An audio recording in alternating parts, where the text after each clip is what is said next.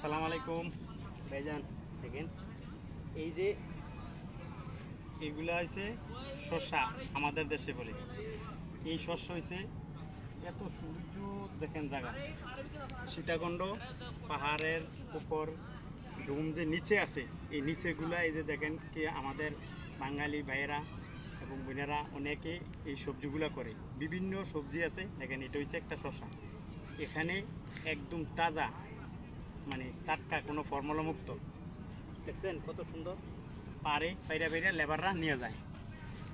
এই যে এখানে দেখেন এটা হচ্ছে পয়সা গাছ, তার পাশে পাশে আবার কি সুন্দর লচ্ছিম, লচ্ছিম বলে দেখেন কীভাবে দূরে রয়েছে। মার্শাল্লাহ কত সুন্দর লাগে। আর ভিতরটা হয়েছে আপনার কয়টা গাছ।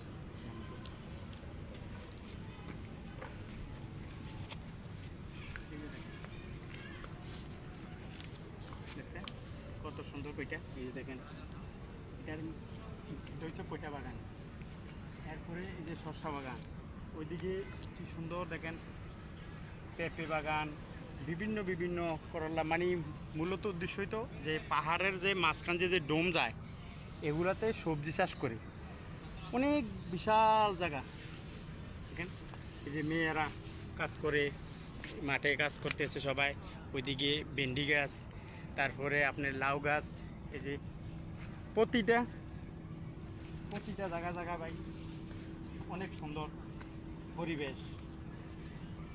এখানে যে কেউ ঘুরতে আসলে পাহাড়ের মেঝে অনেক সৌন্দর্য নের ইয়ে আছে, যে পাহাড়ের মেঝে আপনার সরকারি